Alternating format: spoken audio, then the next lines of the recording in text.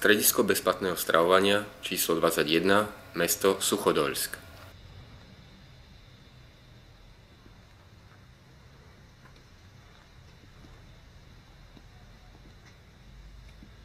Dobrý deň, drahí priatelia, pozdravujeme vás zo Suchodoľska z punkt 21 bezplatného pitania. Tuto je pani Ľudmila, ktorá prijala našu pomoc, humanitárnu pomoc od občanov Slovenska, ktorú sme priviezli včera 29. októbra 2015. Pomoc sme doniesli v dodávke a skladala sa z rôznych druhov tovarov, ktoré nám občania Slovenska poposielali. Bola to potravinová pomoc, v ktorej boli cukor, múka, soľ, olej, sladkosti. A potom ešte tam bola vlastne pomoc oblečenie, ktoré nám tiež poslali občania Slovenska. Pani Ľudmila zastupuje aj organizáciu, ktorá sa nazýva Veteráni Ukrajiny. Je to takisto organizácia ako naša slovenská organizácia, Pokojní bojovníci a slobodní občania Slovenska. Sú to dobrovoľníci, ktorí sa počas bombovania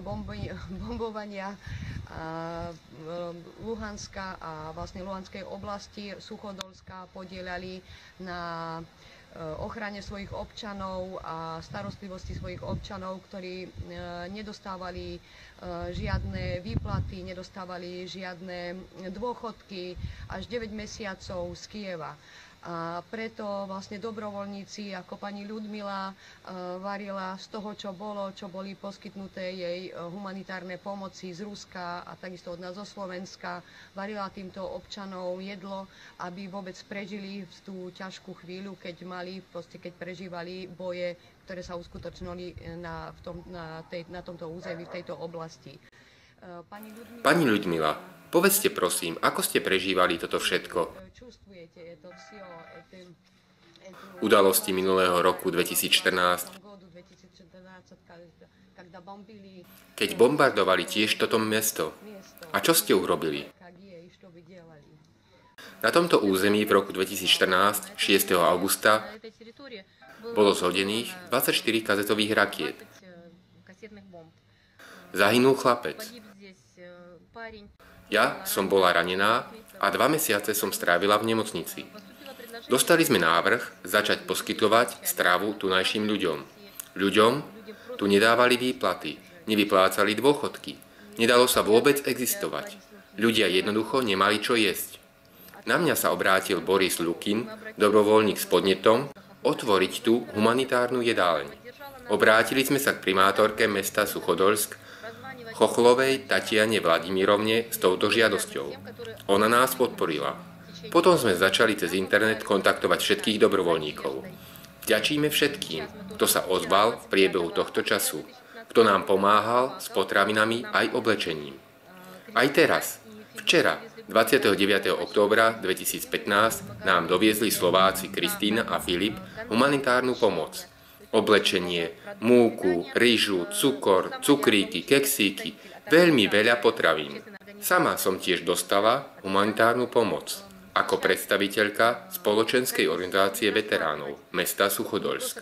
Teraz komisia bude riešiť, ako pomoc poskytnúť. My nerozdávame pomoc len tak. Teraz treba poslať pomoc deťom aj invalidom. Veteráni u nás dostávali pomoci trošku viacej. A teraz treba pomôcť detičkám a invalidom. Rozhodnutím komisie združenia sa rozhodlo, že odovzdáme humanitárnu pomoc od vás týmto deťom. Keď budeme rozdávať, všetko nahráme a video vám určite pošleme. Teraz u nás nastal kľud. Nebombardujú. A v priebehu zimy a jary sa u nás stravovalo denne 645 ľudí. Samozrejme, bolo to veľmi ťažké. Ale ľudia sú vďační vám všetkým za to, že nie ste ľahostajní, že nám pomáhate, nenechávate nás samých v týchto ťažkých časoch. Túto podporu cítime aj teraz. Teraz nám posielate túto pomoc a detičky a ich rodičia budú vám veľmi za ňu vďační. Priveľká vám vďaka. Chcem teraz odoslať pozdrav Natálii, ktorá na nás myslí.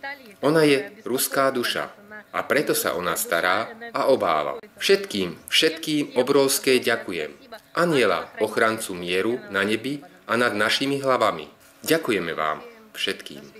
Dovidenia všetkým aj na Slovensku. A urobili sme aj spoluprácu s Nočnými vlkmi z Moskvy.